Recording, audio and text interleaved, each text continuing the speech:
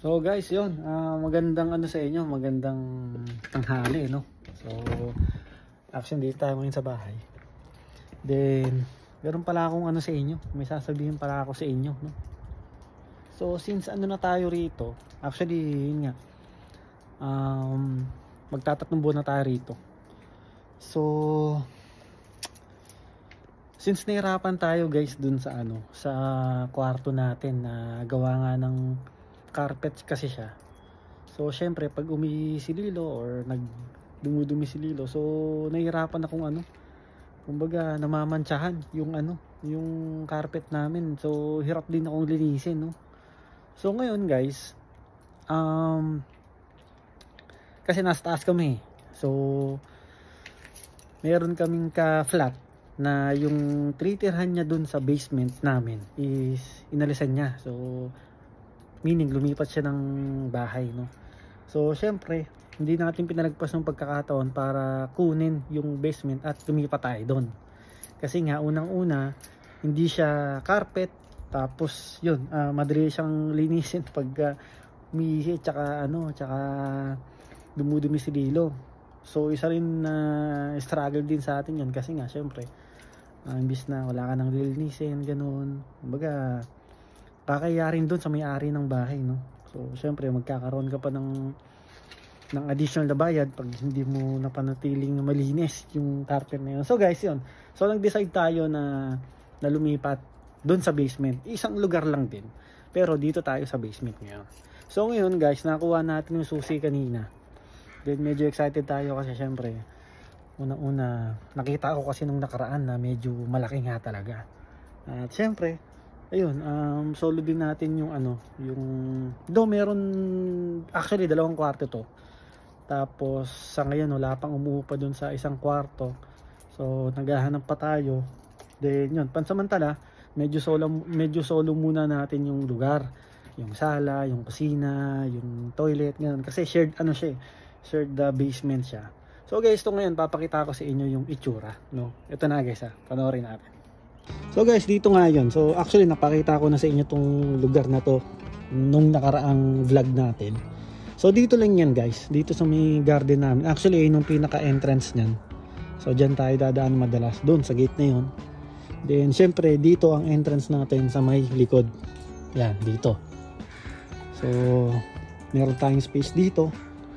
Yan, kaso puro yelo pa, kaya medyo mahirap pang gumalaw, tsaka malamig.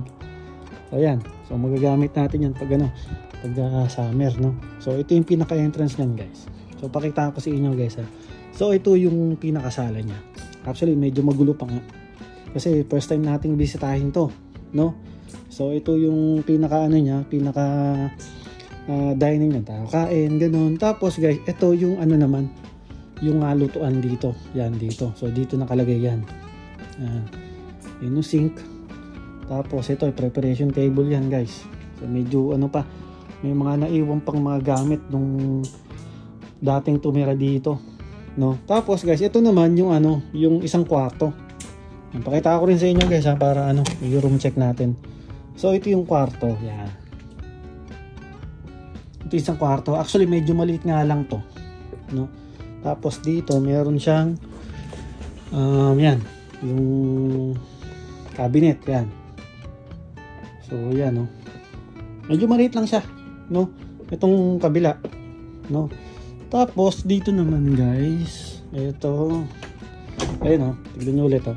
So ayan yung guys, yung ano, yung pinakasala natin, no.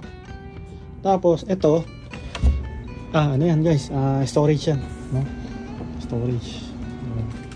Dito naman guys, sukin natin. Ito naman, yung toilet, saka yung ano, yan. So meron tayong labahan dyan, isang panlaba, tapos isang dryer. Okay. Tapos ito yung toilet. Ayun, may bathtub pa pala rito guys, oh. Yan. Okay. Yan. Yan. Sheesh. So yan guys. So ito, diretso to dun sa ano natin, dun sa bahay natin, no? Nakaraan. So guys, ito. So medyo ano na tayo rito. Importante guys, ito hindi siya carpet oh.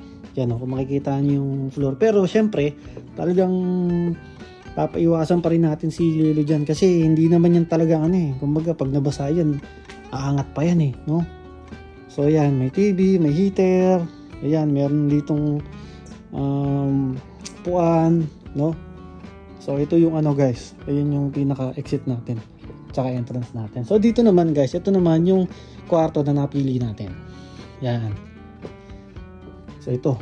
So actually yun nga, medyo malaki to sa ano, dun sa compare dun sa pinakita ko sa inyo kanina. Yan. So medyo malaki to. So medyo may pagtatakbuhan si Lilo rito. Okay, may magamit po. Yan. So guys, yun. Okay tayo dito. Tingin ko yun. So dito guys, okay, pag umupa ka ng bahay dito, actually alam ko naman sa lahat naman yata dito sa lugar sa Canada ganito, na pag umupa ka ng bahay dito, kasama na lahat, even mga utilities, ultimo mga ano, mga panluto mo, mga gamit, lahat kasama na rito. So, makikita nyo may microwave na tayo rito, toaster meron tayo, yan. Tapos dito yan, mga utensils kasama na rin talaga lahat guys. So wala ka nang problemahin dito, even panluto yan. Kasama na rin. Kasama na lahat talaga. Mga kutsilyo guys yan, oh. Kasama na rito.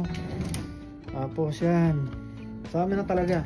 So wala ka nang problemahin, wala ka nang bibiling gamit. Do kung meron pang ibang kailangan na hindi nila provided, so yun, ikaw na mag-shoulder na, no? Tapos dito naman guys, pag-usapan natin ng upa. So ang upa namin dito is per month. Okay? Which is ang gagamitin natin ay isang kwarto. Yan. Tapos dun sa kabila, iba dun. So ang upa namin dito is yung $1,000 per month, no? So syempre medyo malaki pa rin talaga, di ba? Pero wala, ganun talaga rito. Sobrang taas kasi talaga ng upa dito, kaya wala tayong magagawa, di ba? So mabuti na rin dito guys, yan, no? Kikita nyo, at least meron tayong sala, di ba? Maluwag, di ba? At least maraming pagtatakbuhan si Lilo, yun, no? So yun guys, maya maghahakot na tayo. Kasi sa taas lang naman yung paghahakutan natin, no?